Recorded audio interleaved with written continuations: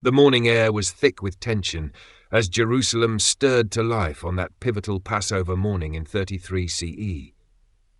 The cobblestone streets of the ancient city were already filling with people, their sandaled feet carrying them toward Pilate's headquarters, the pretorium. Among them walked Eleazar ben Yair, a middle-aged merchant whose family had lived in Jerusalem for generations. He had heard the commotion during the night, the arrest of the Galilean teacher, Jesus, in the Garden of Gethsemane. The crowd that gathered before Pilate's residence was a carefully orchestrated assembly. Temple guards had spent the early morning hours rousing specific neighborhoods, particularly those where families of the Sanhedrin members lived and where the temple merchants held sway. These were people who had felt their positions threatened by Jesus' actions in the temple earlier that week, when he had overturned the money changers' tables and accused them of turning his father's house into a den of thieves. Eleazar found himself standing next to Malchus, whose ear had been cut off and then miraculously healed in Gethsemane just hours before. The man was still visibly shaken, alternating between touching his restored ear and clenching his fists in anger. Around them, members of the crowd whispered about Barabbas, a figure well known in Jerusalem's narrow streets. Unlike the Gospel accounts, brief mention of Barabbas as simply a notorious prisoner, historical context and extra-biblical sources suggest he was likely a member of the Sicarii, a radical group of Jewish nationalists known for their violent resistance against Roman rule. The Sicarii would hide small daggers, sicae, beneath their cloaks, assassinate both Romans and Jewish collaborators in broad daylight, often during festivals when they could easily disappear into the crowds. The name Barabbas itself carried weighted significance, Bar meaning son of, and Abba meaning father in Aramaic. Some early manuscripts even give his full name as Jesus Barabbas, creating a stark choice between Jesus, son of the Father, and Jesus, son of the Father. This detail, often overlooked, adds a layer of ironic complexity to the choice presented to the crowd.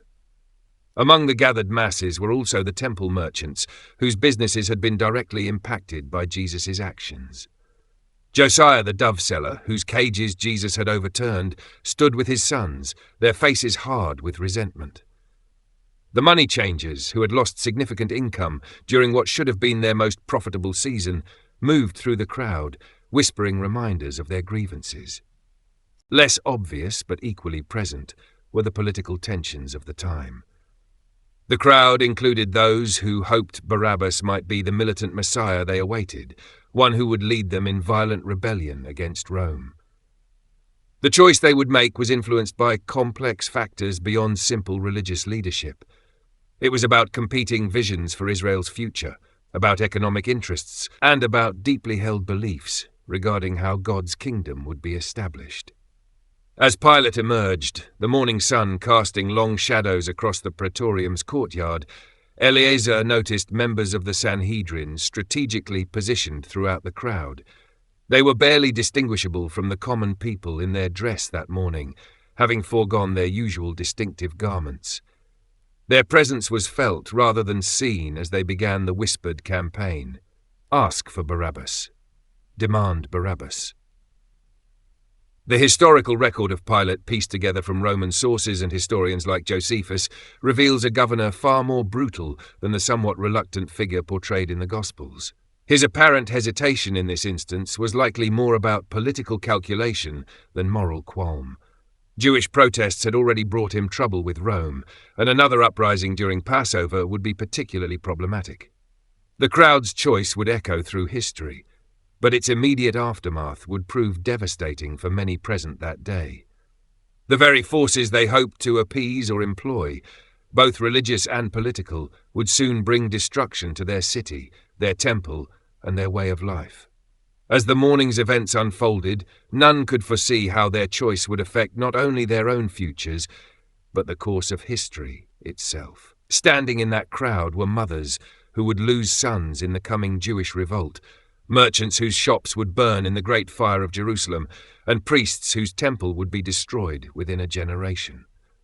The tragedy of their choice extended far beyond the crucifixion itself. It was the beginning of a chain of events that would reshape their world in ways they could not imagine. As Pilate prepared to address the crowd, the sun now fully risen over Jerusalem's eastern walls, the stage was set for a decision that would echo through the centuries. Yet the immediate consequences for those present, consequences not recorded in the Gospel accounts, would prove to be swift and severe. The decision made that fateful morning reverberated through Jerusalem's streets with increasing intensity as the years passed. Many who had shouted, "Give us Barabbas," lived to see their choice bear bitter fruit. The liberation they sought through Barabbas's brand of violent resistance would lead them down a path of escalating conflict and eventual destruction. Eliezer ben Yair, who had stood in that crowd, watched as Barabbas's release catalyzed a series of increasingly violent confrontations with Roman authorities. The Sicarii, emboldened by Barabbas's freedom, intensified their campaign of assassinations. What many in the crowd hadn't realized was that their choice that morning wasn't just between two men. It was between two fundamentally different paths for their nation. Historical records from the period between 33 CE and the outbreak of the Great Jewish Revolt in 66 CE reveal a steady escalation of tensions. Barabbas himself, according to fragments of accounts preserved in early Christian writings not included in the canonical Gospels, became a prominent figure in the growing resistance movement. His survival of Roman imprisonment was seen by many as a divine sign, drawing more young men to the cause of violent rebellion. The merchants who had opposed Jesus found their positions increasingly precarious. Josiah the dove seller, who had celebrated Jesus' execution, saw his business gradually decline as political instability discouraged pilgrims from visiting Jerusalem.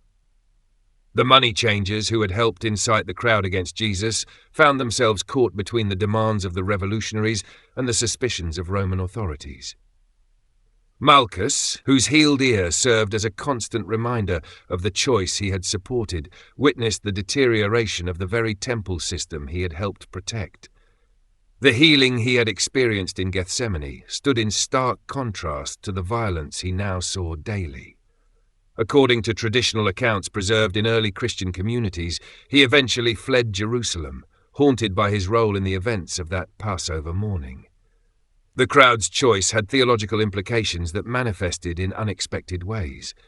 Those who had rejected Jesus' message of peaceful resistance and spiritual transformation increasingly embraced apocalyptic visions of violent divine intervention. The Dead Sea Scrolls and other contemporary documents reveal how this period saw a surge in militant messianic expectations, directly contributing to the disasters that would follow. Some who had been in the crowd began to recognize the gravity of their mistake, as they watched Jesus' followers respond to persecution with remarkable peace and courage. The Acts of the Apostles records how many priests and Jewish leaders eventually joined the Jesus movement, perhaps influenced by witnessing the stark contrast between the paths of peace and violence playing out before them. Archaeological evidence from this period reveals increasing fortification of Jerusalem's wealthy neighborhoods, suggesting growing internal tensions. The very people who had chosen Barabbas found themselves building walls not just against Romans, but against fellow Jews. The social fabric of Jerusalem began to tear along lines that had first appeared visible that Passover morning. Members of the crowd who had children suffered particular anguish as they watched the younger generation embrace increasingly extreme forms of resistance. Traditional Jewish accounts from the period describe mothers weeping as their sons joined the Sicarii, knowing the likely fatal consequences of their choice. The very liberation they had hoped Barabbas would bring was consuming their children. The religious authorities who had orchestrated the crowd's choice faced their own crisis.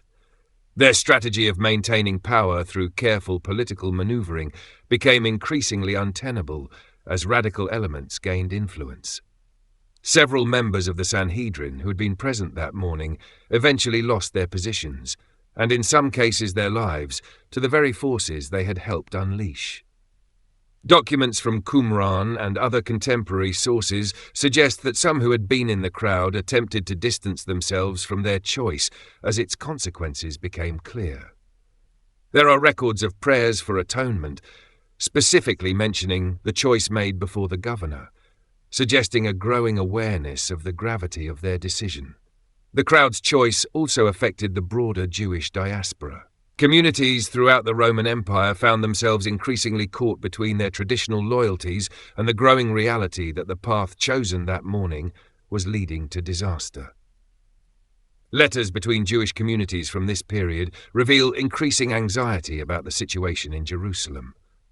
As the years passed, those who had been in the crowd watched as alternative voices for Jewish independence were systematically silenced. The moderate Pharisees, who had advocated for peaceful resistance, found themselves marginalized.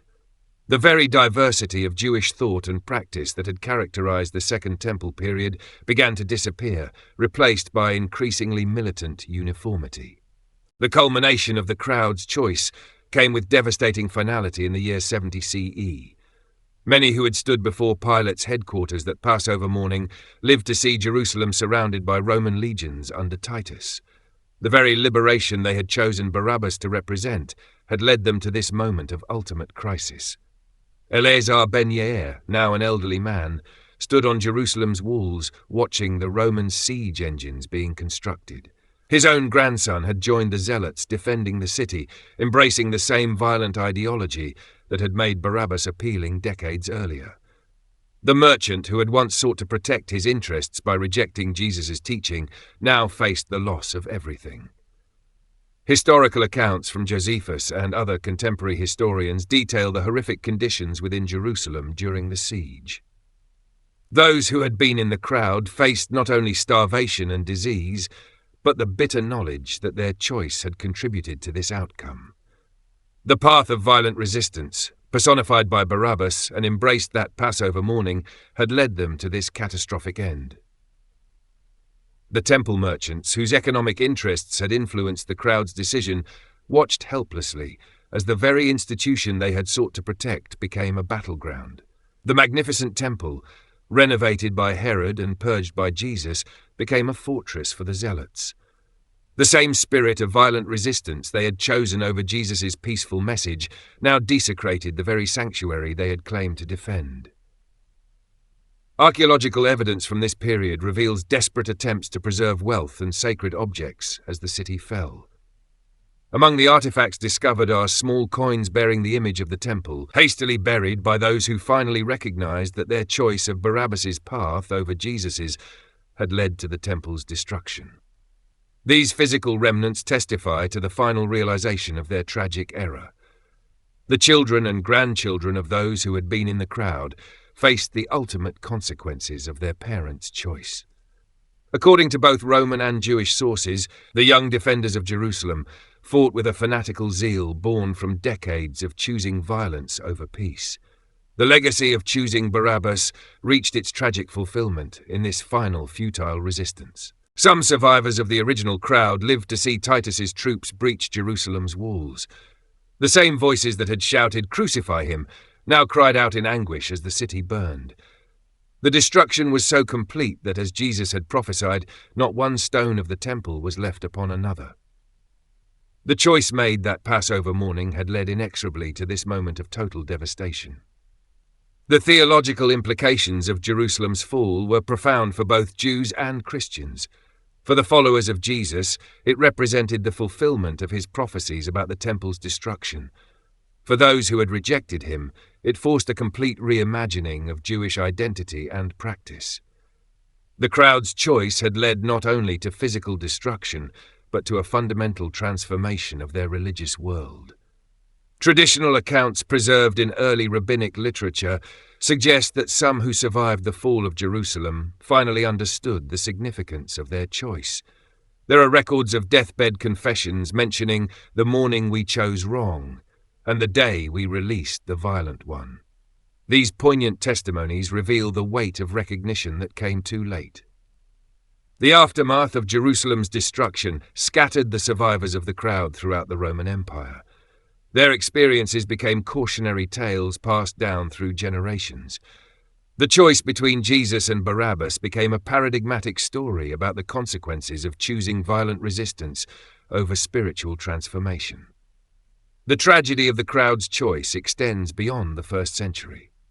Their decision became a powerful symbol of human tendency to choose immediate gratification and violent solutions over spiritual truth and peaceful transformation.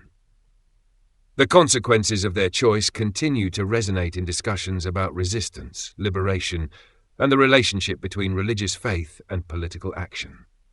Perhaps the most profound legacy of the crowd's tragic end is its message about collective responsibility and the consequences of choices made in moments of crisis.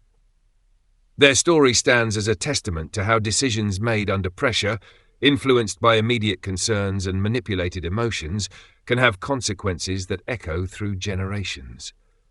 Archaeological discoveries continue to uncover evidence of the destruction that followed the crowd's choice. Each layer of burnt debris, each crushed stone, each abandoned home tells part of the story of how a single decision led to catastrophic consequences. The physical evidence confirms the literary accounts of total devastation. In the end, the crowd that chose Barabbas over Jesus faced not only physical destruction but the spiritual anguish of recognizing their error too late. Their tragedy serves as a permanent reminder of the consequences of choosing violent rebellion over peaceful transformation, immediate gratification over eternal truth, and human wisdom over divine guidance. The story of their end continues to speak to contemporary situations where communities face similar choices between violent resistance and peaceful transformation. Their tragedy reminds us that such choices, though made in moments of intense pressure, can have consequences that extend far beyond the immediate circumstances. As Jerusalem fell, the words of Jesus during his ministry took on new meaning. Those who live by the sword will die by the sword. The crowd's choice of Barabbas, the violent revolutionary, over Jesus, the peaceful teacher, led them down a path that ended in the very destruction they had hoped to prevent. Their tragic end stands as a testament to the wisdom of choosing peace over violence, truth over expediency, and spiritual transformation over political rebellion.